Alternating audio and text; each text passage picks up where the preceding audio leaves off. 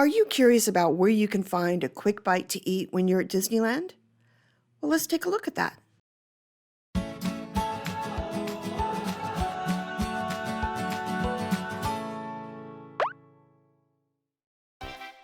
Hey everybody, it's Kat from the Mouse Scout, and today we're going to take a look at all the various places where you can grab a quick bite to eat when you're at Disneyland. You never have to go hungry when you're at Disneyland Park. They have a wide range of choices available for you. They have carts scattered throughout the park that sell popcorn and churros and fresh fruit. But today we're going to focus mainly on their quick service locations. We'll start our tour today here on Main Street. There are some people who consider ice cream to be a meal. And if you are one of them, then you should stop in at the Gibson Girl Ice Cream Parlor.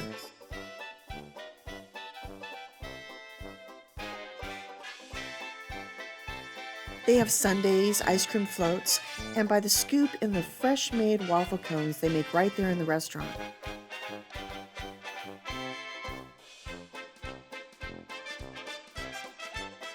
Across the street from Gibson Girl is the Market House, or better known as Starbucks. This location stays really busy all throughout the day, so you've got to really want that caramel macchiato to wait in line. But you can get baked goods here, and it's the usual stuff that you can get at any Starbucks.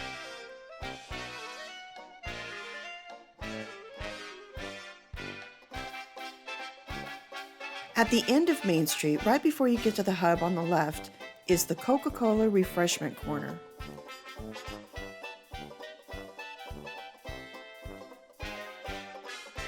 This is where you can grab a hot dog or a pretzel and an ice-cold Coca-Cola.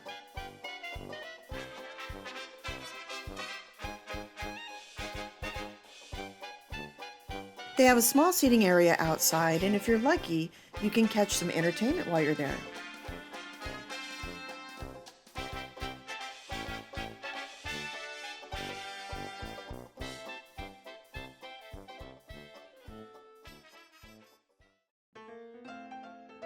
Right next to the refreshment corner is the Jolly Holiday Bakery Cafe.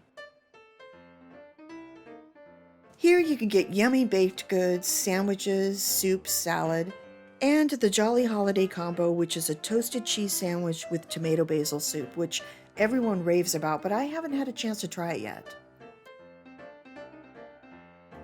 This is also one of my favorite places to get breakfast in the morning.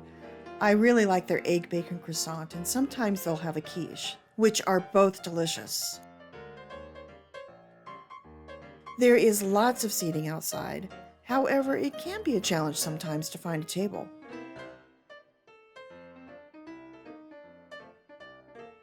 Across the hub on the other side of the street is the Little Red Wagon where they sell delicious corn dogs. These corn dogs are big, so keep that in mind when you order, and they are very good. There are a few tables behind the wagon, but not many. But remember, you can always walk back over to Jolly Holiday and grab a table there, if there is one. On the other side of the Little Red Wagon is the Plaza Inn. This is a buffet in a lavish Victorian setting, and it was one of the original restaurants to open with the park back in 1955. They serve breakfast, lunch, and dinner, and the food here is quite good. Breakfast is a character buffet, so it's a great place to get your autographs first thing in the morning. For breakfast, they have made-to-order omelets, scrambled eggs, bacon, French toast, and those ever-important Mickey waffles.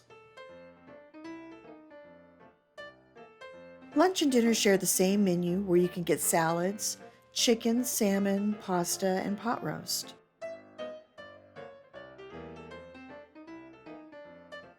This shot of my chicken dinner is dedicated to my friend Sonley Voracek, whose Instagram pictures always starve me. So, hello Sonley.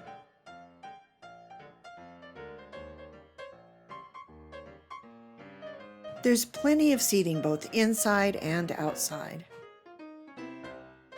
So depending on the time of year and the crowds, you may need reservations for breakfast and dinner. However, for lunch, you can usually just walk in.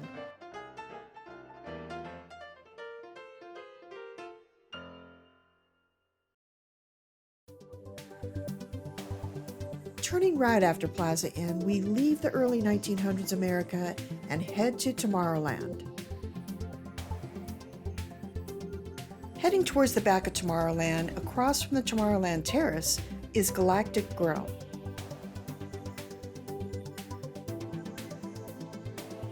This to me is kind of like the fast food restaurant of the park. It's where you can get your burgers, your chicken sandwiches, and your chopped salads. This is another place with lots of seating, although the chairs are very uncomfortable, so they're not made for you to stay very long. Along with lunch and dinner, they do serve breakfast. We've tried the breakfast burrito, which I really like, and the French toast sticks were just okay. But it is a great place to grab a quick bite in the morning.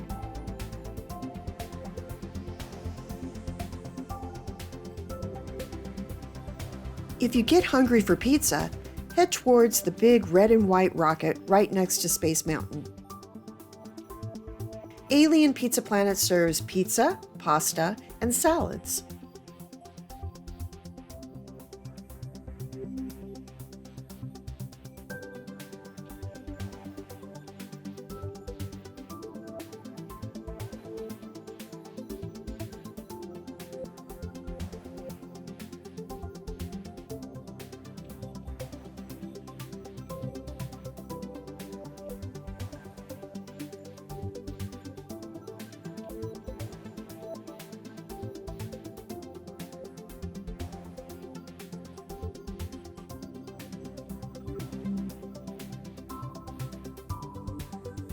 There are 3 areas you can sit.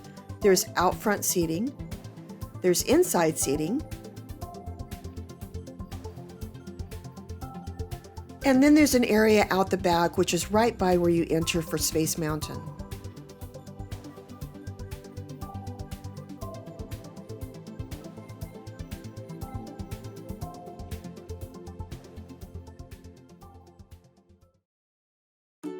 Making our way around to Fantasyland, we'll first encounter Edelweiss Snacks.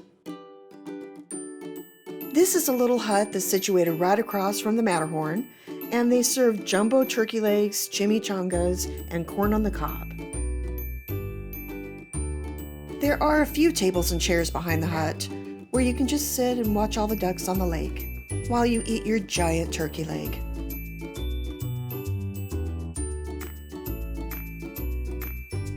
Back by It's a Small World and the Fantasyland Theater is Troubadour Tavern.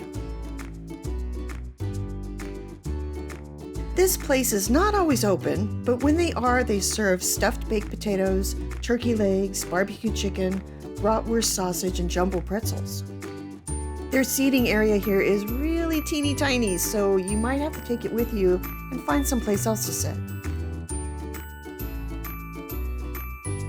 Located across from Casey Jr. is the Red Rose Tavern.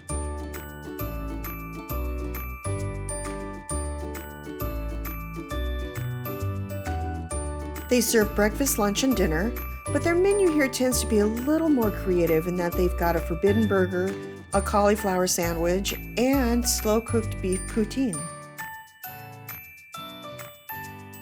When seating inside, you've got 2 choices. You've got Belle's side, and then you've got Gaston's side, where he uses antlers in all of his decorating. And out front there's more tables, some of which have umbrellas.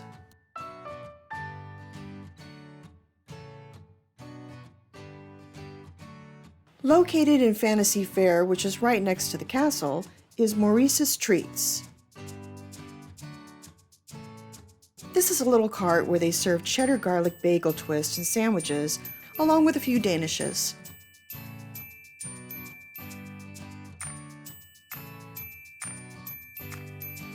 There is no seating here, so you'll just have to eat it while you walk.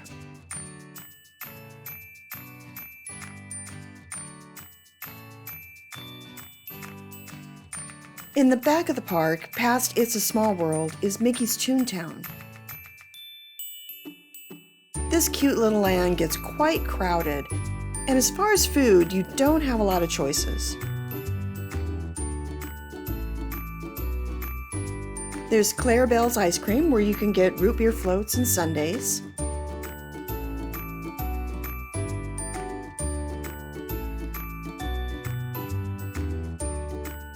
Daisy's Diner, where they serve pizza and a chicken Cobb salad.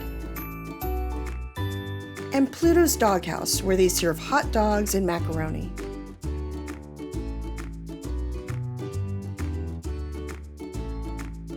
Seating here is kind of limited because it does get so crowded, so you may have to hunt for your table. Heading back to the hub, we turn towards Frontierland. Our first stop in the Wild West is Rancho del Zocalo. They serve delicious Mexican food here in 3 stations. The first station serves your traditional Mexican food like tacos, nachos, and burritos. The grill station serves fire-grilled chicken, carne asada, and red chile enchiladas.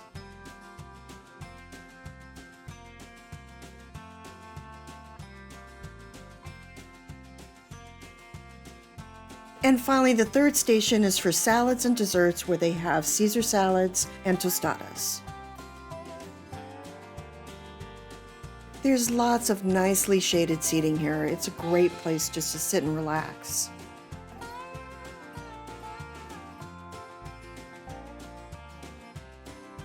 Heading further into Frontierland, you'll find the Golden Horseshoe.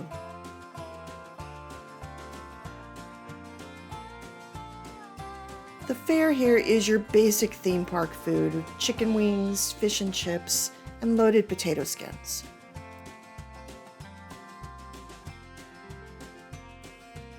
There's seating here both downstairs and upstairs, and if you time it just right, you may catch a show. If nothing strikes your fancy at the Golden Horseshoe, you can head outside next door to the Stage Door Cafe.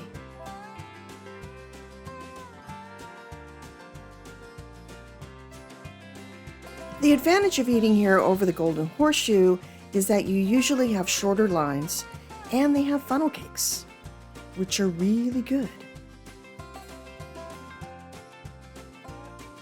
There are many tables and chairs outside, but if you can't find a table or it's too hot, you can always go next door to the Golden Horseshoe. Heading on down the river, you come to New Orleans Square, and our next stop, the Royal Street Veranda. This is a tiny little quick service location that's right next to the Port Royal store in New Orleans.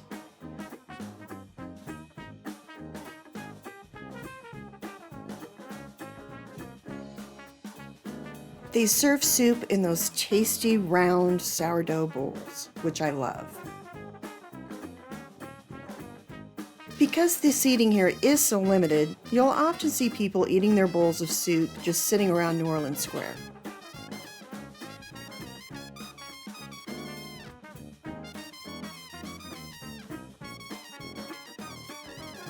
In the back of New Orleans Square, next to the train station, is the French Market.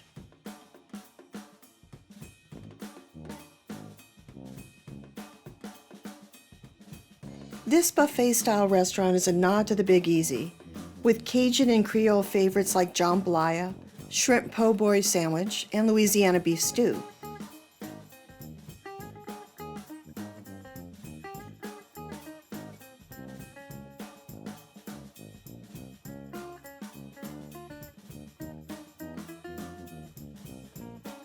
The seating area is quite big.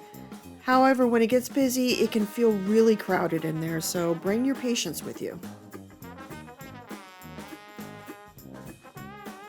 And periodically throughout the day, the jazz band may play, so it can get quite loud too.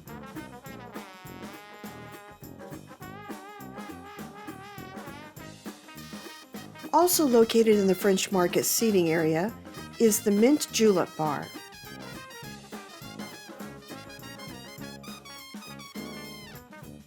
This is where you can get their famous mint julep and, more importantly, my favorite, the Mickey-shaped beignets.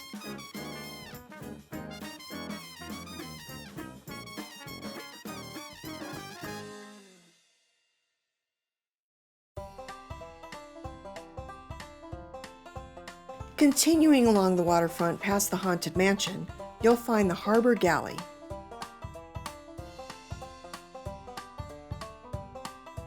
The soup here also comes in those tasty sourdough bowls, and occasionally they'll have seasonal soups that you can also try.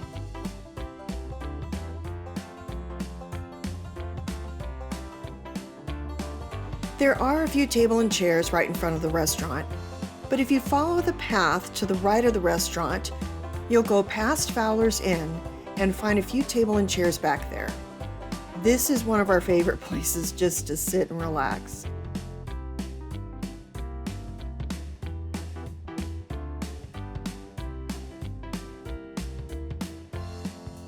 By now you may have noticed the screams of people who are braving Splash Mountain. If you follow those screams, you'll go across a bridge and come to Hungry Bear Restaurant.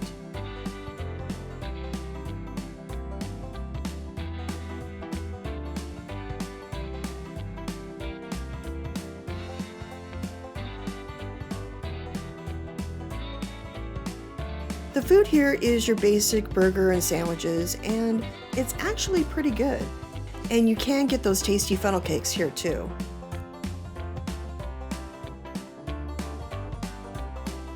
The seating area is 2 stories and absolutely huge.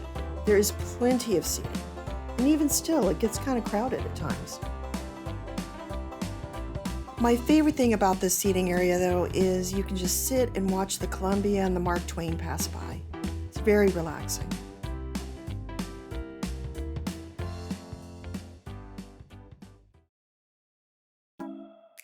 If you continue on the path past Hungry Bear, you will pass under some train tracks and enter a galaxy far, far away. It's magic, don't ask.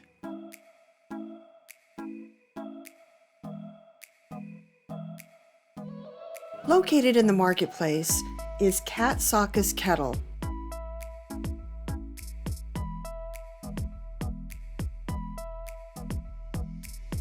This colorful popcorn is out of this world. And I don't mean that in a good way. It's just very unusual. Not my cup of tea. But it is interesting to try it at least once.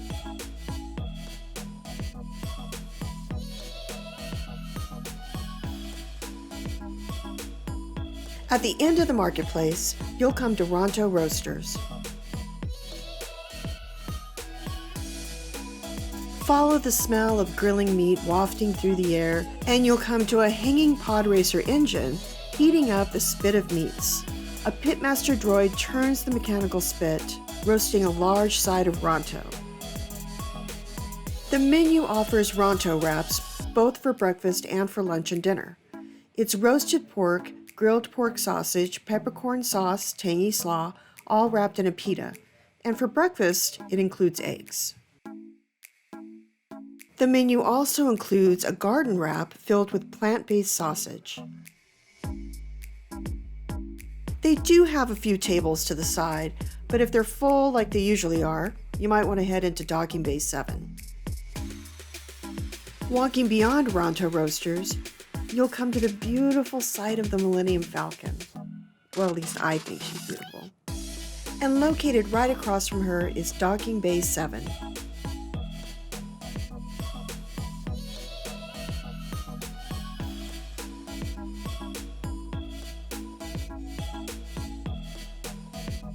The menu may sound eclectic, but it is really just chicken, beef, shrimp, and hummus.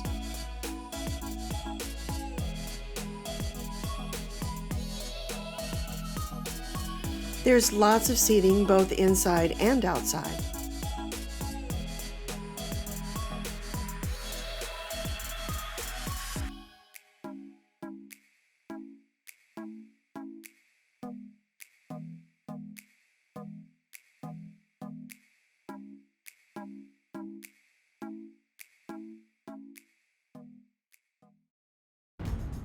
Heading back to planet Earth and on the other side of the park, our last stop is Adventureland. And our first stop there is Tropical Hideaway.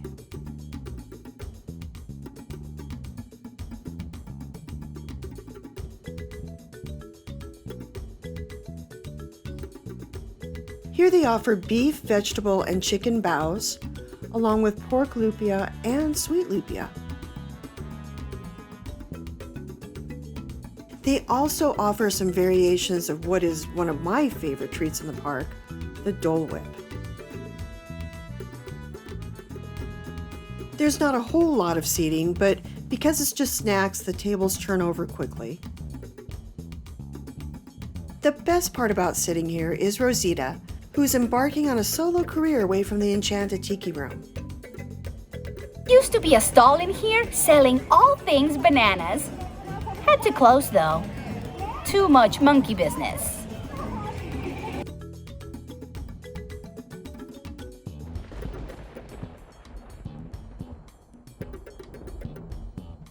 Of course, there's always the original way to get your Dole Whips, which is right outside the tiki room.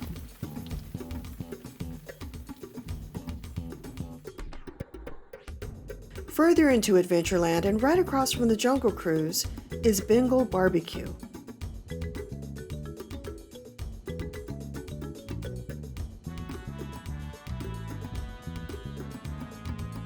The aromas of this grill will greet you almost as soon as you walk into Adventureland. They serve skewers of beef, chicken, vegetables, and pork belly, and they are all delicious. They've got a couple of rooms off to the side for seating, and it's kind of tough to find a table sometimes. Comment below and let us know what you think of all the quick service at Disneyland. I want to say a quick thank you to our subscriber Nann O, who suggested this video. If you like this video, please give it a thumbs up and share it with your Disney friends. And be sure to subscribe and hit the bell icon to be notified whenever we upload a new video, because we will continue to explore what makes Disney so magical. Until next time, have a wonderful week, and remember, it's all just designed for fun.